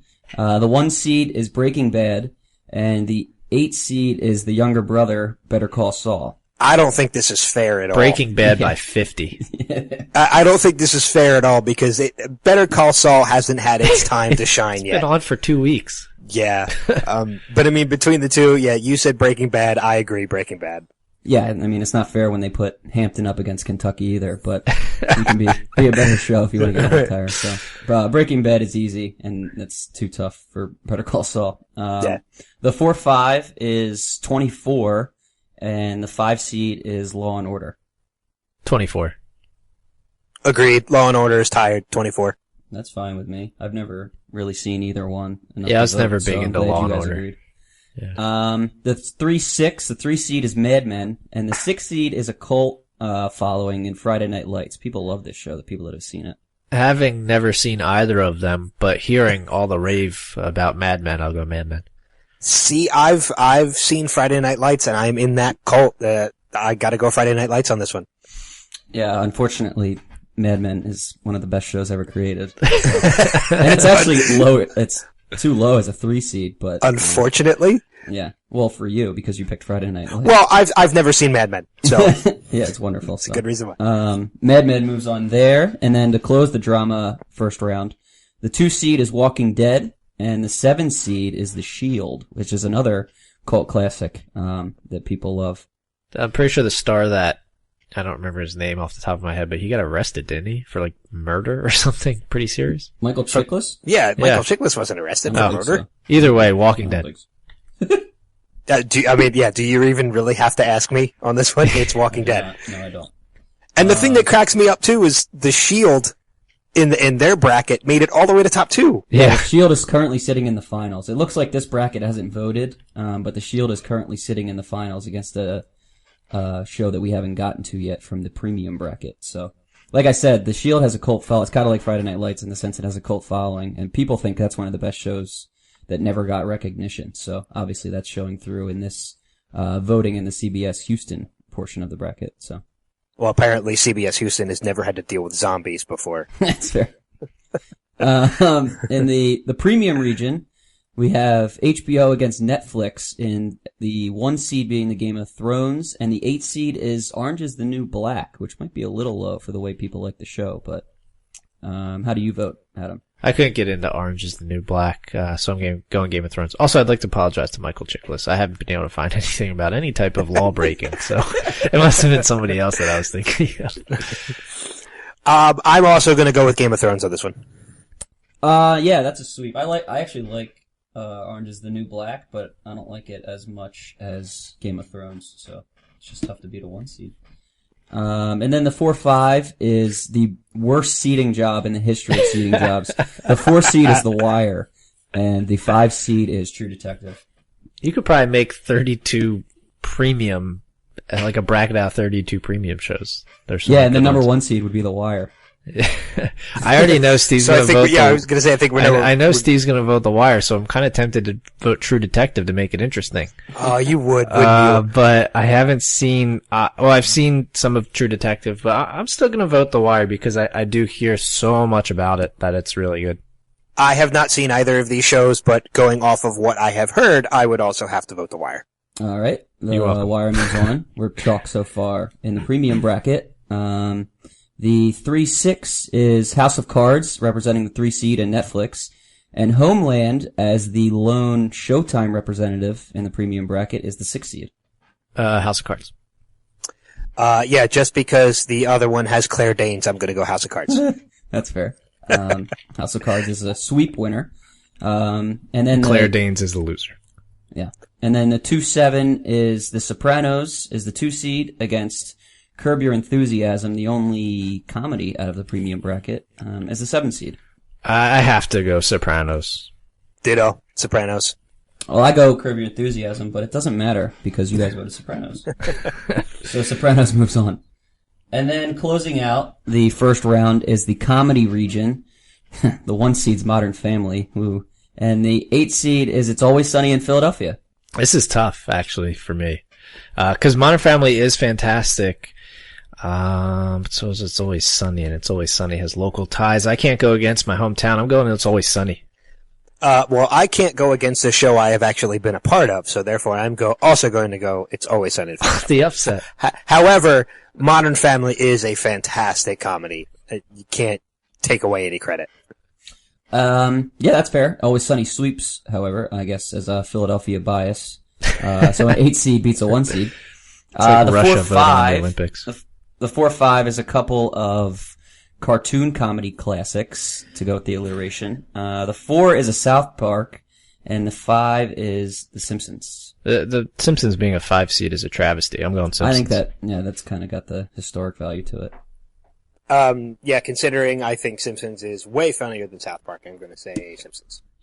Yeah, so do I, so I'm going to pick The Simpsons as well. The 3-6 is Friends, against the other cartoon comedy when you think cartoon comedy. Family Guy is the 6 seed. I mean, I enjoy Family Guy better, but I feel like that's because... Yeah, Family Guy. I'll go Family Guy. I'm going to go Friends on this one. And as the tiebreaker, Friends moves on. There you go. Yeah. I'm not mad about it. I ain't mad at you. Fair enough.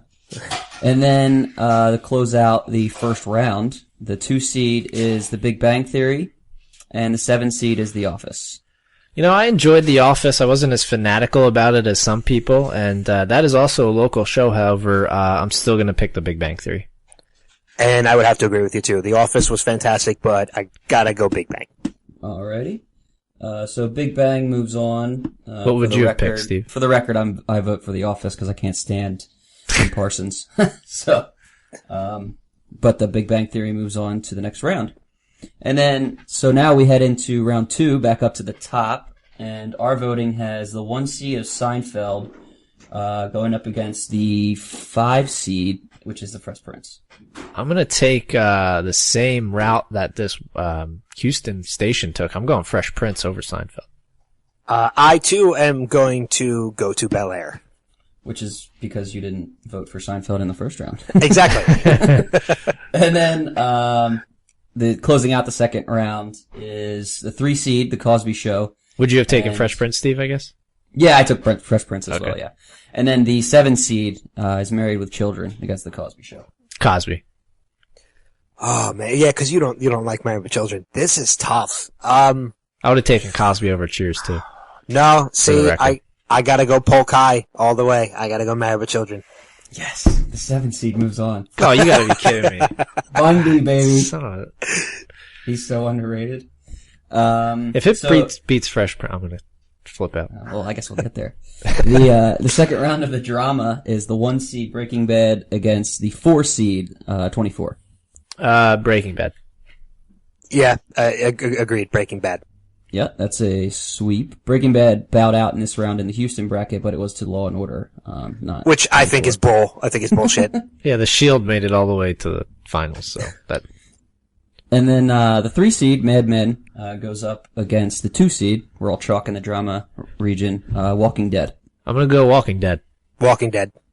Alrighty. Walking Dead. Steve would have went Mad Men, wouldn't you? You're damn right I would have. But Walking Dead moves on. Hey, at least an AMC show moved on. That's true, yeah. 2 AMC shows did. And then the second round of the premium, we have the 1 seed Game of Thrones against the 4 seed The Wire. Both HBO shows. Both HBO, yeah. Game of Thrones as well. Steve would have taken The Wire. Yeah, well, the 2 best shows of all time are now knocked out in the simultaneous matches. And the 3 seed House of Cards against the 2 seed Sopranos. You know, Steve, if you didn't vote Al Bundy into the Elite 8 or whatever we're in now, I might have taken like The Wire or Mad Men, one of the 2, but whatever. It's payback. House of Cards. I don't. Yeah, House of Cards. Okay. Sopranos or House of Cards, Ben? Agreed. House of Cards. All right, and that's a sweep. House of Cards moves on. And then with the comedy bracket, we have the 8 seed Cinderella Story, Tears in His Eyes, I guess, Always Sunny in Philadelphia, against the 5 seed Simpsons. Simpsons. That's fun. I'm gonna go Always Sunny on this one. I didn't want to have to decide this one. I choose. Damn it. I choose The Simpsons because of the longevity part. I guess I don't have a real answer, and I wish they weren't playing each other yet. And then the close out the second round, we have Friends as the 3 seed against The Big Bang Theory as the 2 seed. Because I know the next 2 votes are going to go the other way. Big Bang Theory. Yep, I'm gonna go Friends. Friends it is. And we are down to, I don't even know how many we're down to. I'm not that good at math. Final 8. All right, we got 8 left. And back up to the classic. This is the classic final. And it is the 5 seed Fresh Prince of Bel-Air against the 7 seed Married with Children. Fresh Prince. Yeah, I gotta go Fresh Prince on this one. Finally.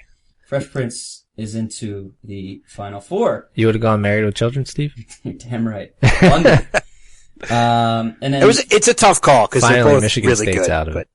Yeah. And then the drama final is 2 AMC shows pitted against each other. Good for them. It's the 1 seed against the 2 seed. We're chalk still in the drama bracket. Breaking Bad against Walking Dead. This is probably the toughest one for me. Yeah, this one is tough. It's tough because also the Breaking Bad is done, and I heard the finale was really good. The Walking Dead could depend on how they end the show eventually. So because I know it finishes well, I'm going the 1 seed Breaking Bad. Oh man. While I agree, Breaking Bad has one of the best finales that I've ever seen in a television show. Definitely gives it a lot of potential. However, I think that as weak as The Walking Dead started last season and as strong as they are right now, shows a lot of promise. So I am actually going to go Walking Dead. And that makes it a split. This is a really tough one. Steve pushes. Yeah. I think I choose Breaking Bad. I think I think it's just written better. Yeah, I like Breaking Bad better. But Adam actually brought up a really good point. I think if the way Walking Dead ends, it ends well, it could go down as a better show than Breaking Bad. But right at this moment, I think Breaking Bad is just a better show just because it's finished. It's kind of unfair, but it's the way it is. Yeah, I was just going to say that. It is kind of unfair, but that's why it's the 2 seed. Yeah. And the premium final is the 1 seed Game of Thrones against a 3 seed House of Cards. This is another tough one. Yes, it is. And they're both both in the Elite 8 now, guys. Yeah, so. Well, Game of Thrones is in its coming out with season 5. House of Cards season 3 just came out, which actually Steve has a better opinion of that than we do because he's finished. But I'm gonna go House of Cards. Oh man, this is so damn tough. I think I know which one Steve will pick. Well, let's find out. I'm gonna go Game of Thrones. Unfortunately for Game of Thrones, I'm not as big a fan as everybody else is of the show. It doesn't necessarily make it overrated, but I think it gets a lot of hype. And I like House of Cards a lot, and I like Kevin Spacey, so I put House of Cards through into our Final Four. Yeah, I had a feeling that's where you're going to go. I do like House of Cards. I know you're not as big of a fan of Game of Thrones. I mean, I really like the show, but everybody, I mean, it's like the greatest show in the history of the world is the way people talk about it, so I'm not at that level. And then I will say this about, I think Game of Thrones probably had a better first season. Sure. But when I look at the overall part of the show, they're both fantastic, but I just like I enjoy House of Cards better. I enjoy watching it a little bit more. Yeah. And then, to close out, our last ticket to the Final Four is in the comedy region. And we have The Simpsons, which was the 5 seed to start, against Friends, which was the 3 seed to start. This one's tough. Simpsons was such a part of my childhood. I have a feeling, the next 2 votes are going to go opposite again, so I'm going to go Simpsons. I can tell you that I have seen absolutely every episode of one of these 2 shows. It's obviously Friends. The other one. Multiple times I have seen every episode of one of these 2 shows. So that is the one I'm voting for. I am going with Friends. And much to the chagrin or surprise of Adam, I'm going with The Simpsons. Wow. I'm a closet huge Simpsons fan. I've seen every episode for probably like the last 5 years. Not anymore. You just announced it to the world. Well, that's true. Steve just came out of the closet. Possible. Yeah. Can we put that in the description? Steve comes out of the closet. Yeah, I write it, so yeah.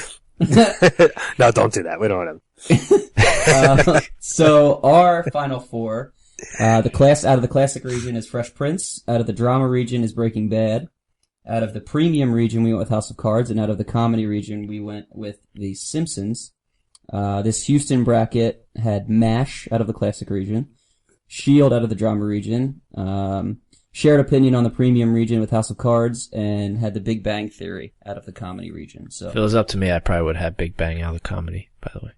Oh, way to go, dude. But it's not up to me. Why don't you move to Houston? That's why there's a voting system.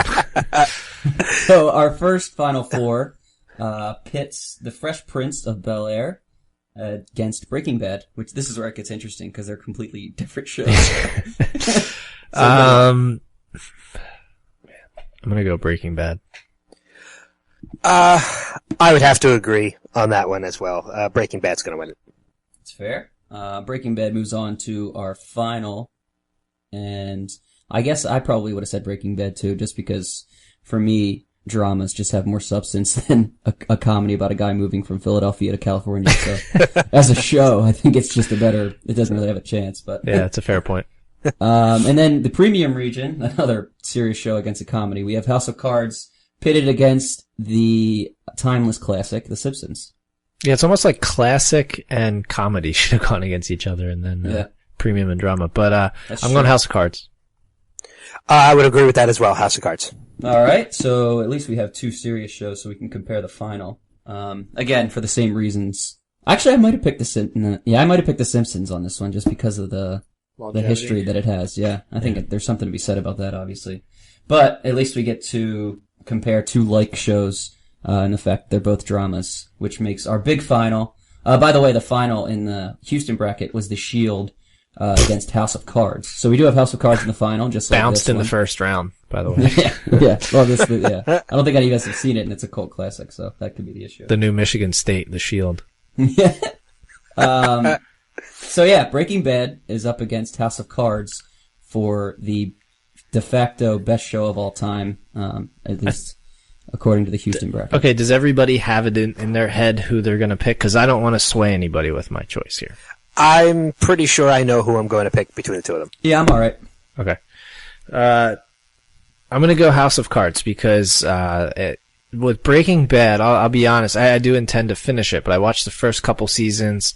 I ran out of time to watch it, and I just kind of got sidetracked with other things and haven't gone back to it. House of Cards, I make sure that when it comes out, I watch it, and Netflix can do no wrong with House of Cards, in my idea, and Doug Stamper is a fantastic character. So House of Cards. With that being said then, and knowing where I am going to go with this, my decision is based on the fact that while one show has not finished, the other one has, and I felt it, as I mentioned before, it is one of the strongest finishes from a show I have ever seen before. I am going with Breaking Bad. And as the penultimate tiebreaker, we're going to have to make Breaking Bad our champion. And I think it's, like you said, it's because of the fact that it's done. House of Cards, this season especially, without giving away any spoilers, it's not done yet. There's so much more to go, and there's no closure at all to the show. And having seen the entirety of season 3, I can tell you that there's way more things that are opened up than there are things that are closed. So it's kind of tough to judge House of Cards because it's not complete. So Breaking Bad's the winner? Breaking Bad is the winner, but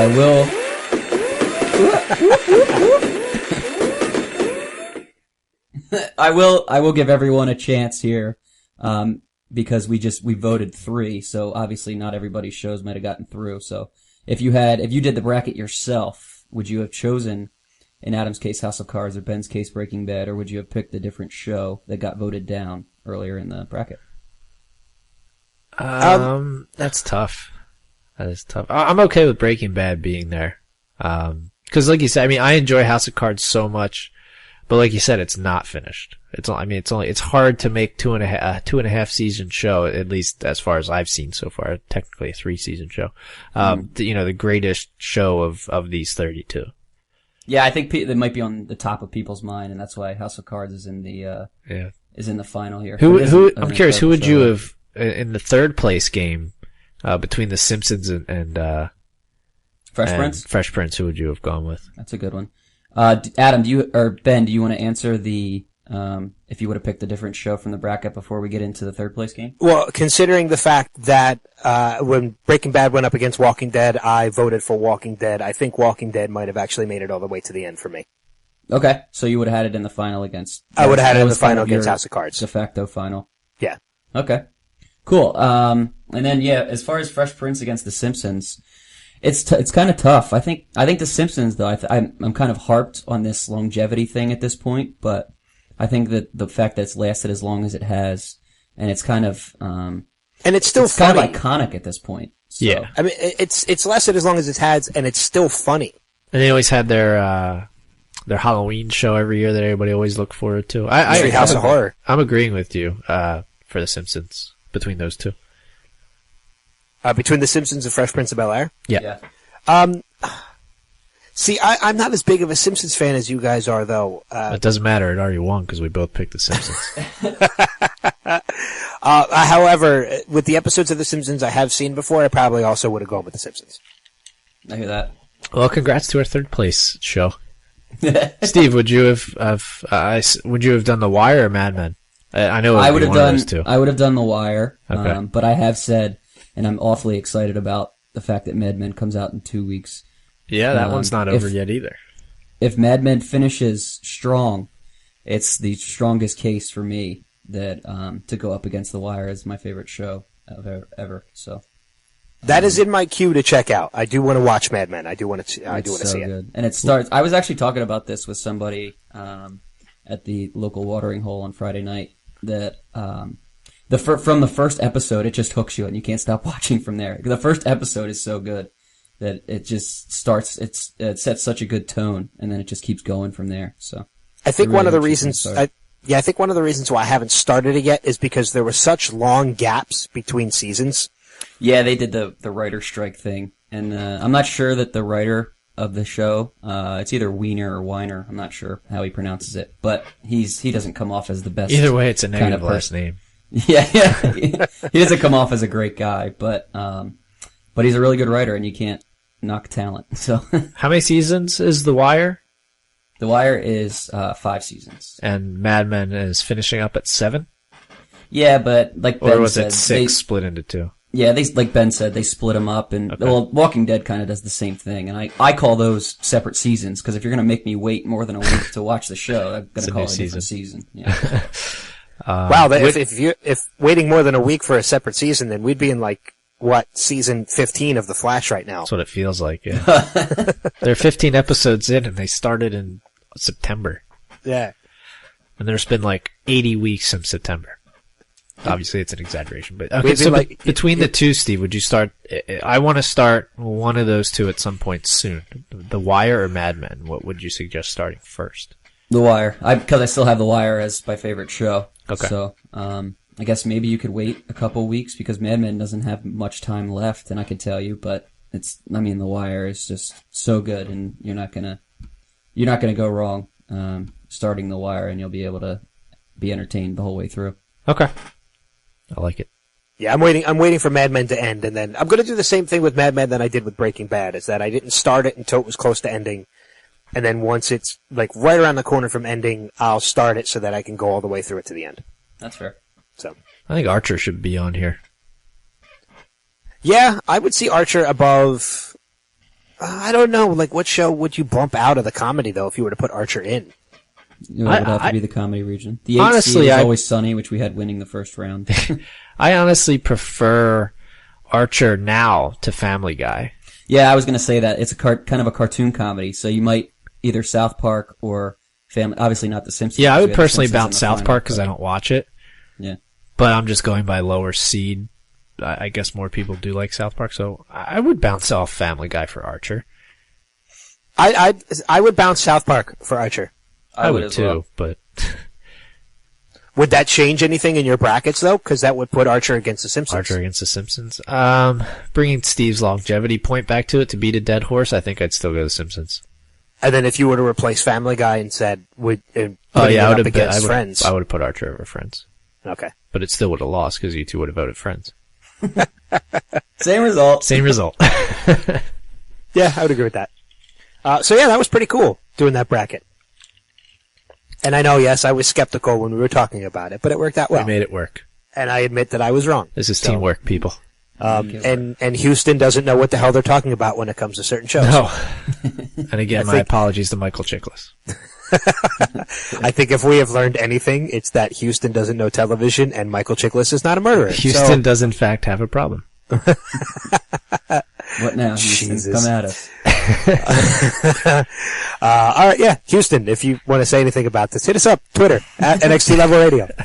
Facebook, facebook.com/NextLevelRadio online. And www.nextlevelradioonline.com. Or Adam at nextlevelradioonline.com. Or Steve at nextlevelradioonline.com. With that being said, let's get ready to wrap things up, and let's move along to Adam's newer segment, not still brand new, but newer segment, the Weekly Update. And now, the Showcast Weekly Update. All right, and this week's Weekly Update brought to you by CBS Houston. If you want to find out how to incorrectly pick a bracket about TV shows, cbshouston.com. First up, people in Maitland, Florida are being forced to camp out at their local IRS office beginning at midnight just to get in that day. Either their service is atrocious or they began selling TVs and laptops at Doorbuster Savings. David Copperfield's rooftop swimming pool had a pump malfunction, flooding his penthouse as well as neighboring apartments as far down as 30 stories. Upset neighbors attempted to contact Copperfield for insurance information, but he has mysteriously disappeared. Starbucks launched a Race Together campaign this week, encouraging employees to engage in conversations with customers regarding race. Customers are actually expecting their wait times to increase by about 20 minutes. Oh, man. Yeah, that was a lame Starbucks joke. Scientists at the Large Hadron Collider in Switzerland plan on conducting an experiment this week in which the machine will be turned up to its highest energy levels ever and are hoping to make contact with a parallel universe. Because why destroy one universe when you can destroy two? I thought you were going to go with the Flash somewhere on that one, too. I could have, but no. Not enough people. Where you find the news stories themselves. Not enough people on this podcast listen to that. 2 out of 3. Next up, Taylor Swift has bought the web addresses taylorswift.porn and taylorswift.adult before they become available to public, which is unfortunate because I had some really big plans for those websites. Yeah. And finally, Game of Thrones author George R.R. Martin says he will not be attending this year's Comic-Con in San Diego because he has too many things on his plate right now. Unfortunately, nobody else from Game of Thrones will be appearing either, as Martin has decided to kill them all. I thought you were going in a completely different direction with that one. What direction do you think I was going? With stuff on his plate. Oh. he's not a svelte fellow. Too much stuff on his plate right now, including pies and things from that's where I thought you were going with that one. Well, there you go. Either way, that is your weekly update for the week. I think we should make fake sponsors for every segment until we start getting real ones. Yeah, I think I've decided that I'll have a sponsor for each week for the weekly update now. I think we should do sponsors for Box Office and Next Level News and all that stuff. Until we start getting some real ones, we should just start doing it for fun. Making them up. All right, cool. So, again, make sure you check out our podcast next week when we are going to have Thomas Decker of Fox's Backstrom and Nate Torrance from Fox's Weird Loners, which is premiering next weekend. Actually, it's not the weekend. I think it's Tuesday night. Not this coming Tuesday, the following Tuesday, the 31st. 31st, yeah. So, with that being said, we're going to wrap things up unless anybody else has anything. No. No, I don't. I do not. Sorry, didn't mean to interrupt your drinking, Adam. It's okay. So, all right, cool. Then we are going to get out of here. Enjoy the rest of your week, and we will see you next time. Take care. Later. See ya. Buongiorno.